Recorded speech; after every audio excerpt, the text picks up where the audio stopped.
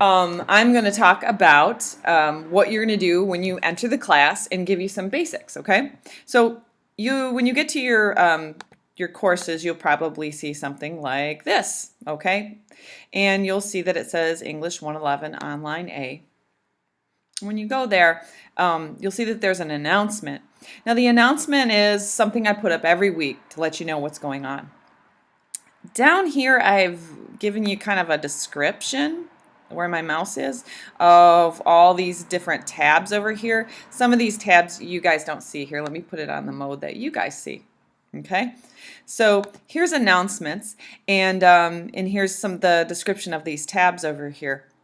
What I want you to notice is that the first thing you should do is look at your syllabus, download it, keep it close to you because it's got a bunch of information about our class, how things are going to run, how your grading is, and that helps you plan for things so you know which assignments mean more and mean less. And so that's a thing to take a look at. The next thing that I'd like you to take a look at is the weekly folder. So this is where the sort of our beginning. This is where we start each week. And you'll see that there's the goals, the readings that you're supposed to do, videos, which is what I'm working on right now, and the writing, okay? And all of these, for each of these writing pieces, there is a discussion board prompt. You'll find the grading for the discussion board prompt right here in assignment details, okay? So let me just talk about how you answer the discussion threads. Some of you have done Blackboard, so this is old hat for you. Here it is. So I click on that, I read it, and then I click on reply. And that's it. Adam Lewis has already started. Yay, Adam. And yay, Boyne City. All right, I am currently in Boyne City at this moment too, so somewhere we're out there going, trying to figure it out. The rest of it should be pretty clear. I haven't started Professor's Corner yet. I'm waiting for something brilliant to come to my mind. I think it will, but it's not there yet. Here's something that's going to help you a lot because I'm sure when you opened your account today, you found 14,000 different messages telling you something had been posted, something had been posted, something has happened. So I want to show you how to manage the notifications. You go to My Institution, go to Dashboard, Notifications Dashboard, and then you go to Edit Notifications Settings. And here they are. So if I were to go over to English Online right here, I could adjust this. So it tells me some things I get mobile, some things I get by email, some things just show up on the dashboard, and I can change all of these, okay? You'll notice default is that every single one of them is on, and you probably don't want that. And so you can make those changes. Oh, there's an email that came up. And you obviously won't need to do the ones that involve grading, but you can make those changes and you can watch certain things that you want, like, oh, is something due? When is an item due? And you can also check things that you want to watch for a while, assignment due, and then things you don't want to watch, okay? So that might make your life a little bit easier. The next thing that I'd like to do is I'm going to cover a little bit about threshold concepts. Okay, and threshold concepts are a way of thinking about what we do in college and what we do in writing in particular. And a threshold concept, if I could put it really simply for you, is an idea that after you know about this idea, you really can't go backwards. You can't unknow it, and it kind of changes how you understand things.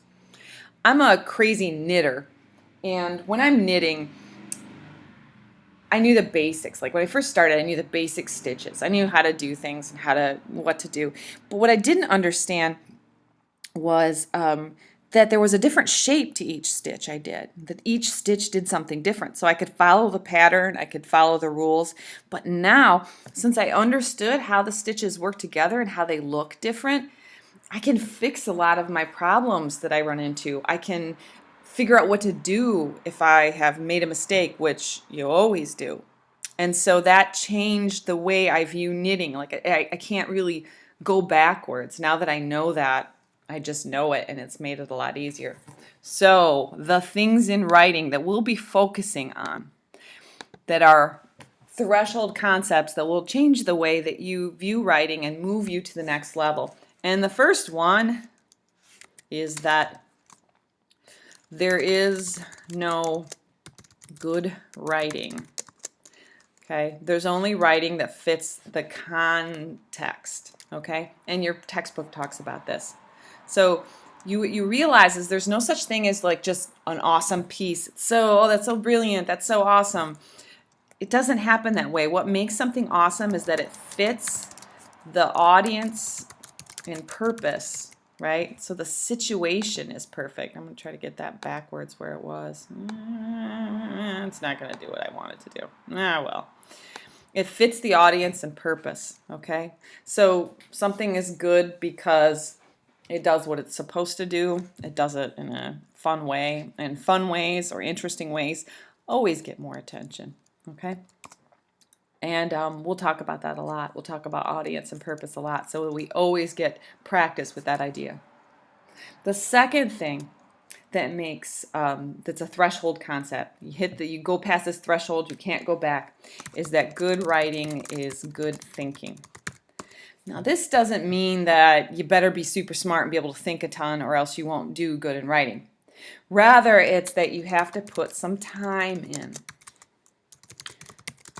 Whenever you're confused or stuck or whatever, you're not sure what comes next, chances are you need more time to think about it. You need more time to mull it over. You need more time to plan in.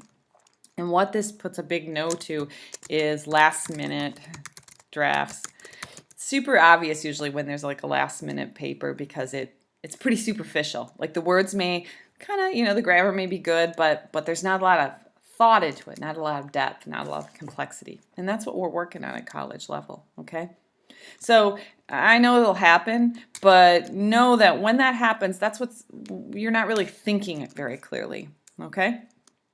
And so we're going to try to create lots of time for you to think carefully, to think about the paper for a while before you, and I'm going to encourage you to do things that help you ruminate on it and think and experiment and retry things.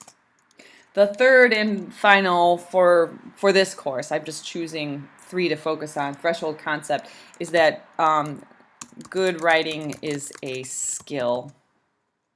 And that means that, again, it takes time. Some of you coming in here and you're like pretty confident about your writing skills. And that's great. Chances are you're pretty confident because maybe your brain kind of, maybe it liked language stuff. And as a result, you practiced it and practiced it, and you read and you read and you practiced and you practiced, and you got good feedback. So you've actually just done it more than some other folks. Now, some of you are coming in here with negative feelings or, in fact, terrible feelings about writing. And you're like, oh, this is awful. I had teachers yelling at me. Chances are you didn't practice very much because every time you went to it, it felt yucky. And so you've had less time in. There aren't just brilliant, good writers out there and then people who just can't write. There's just time on task. I'm not a math person. And by that I mean that math doesn't come easily to me, so I have avoided it. And that means that I haven't put as much time to task on it. But I know that I'm smart enough to do it. And that's a really crucial distinction. That's the threshold concept. What you need to know is you're smart enough to do all the writing that you need to do. You just need to practice it, okay? So that is me saying goodbye, see you online, farewell for now. Let me know how I can help you at all. Next time I promise we'll have something a little more visual. I've got to figure out the software snafus, but I wanted to get this up for you.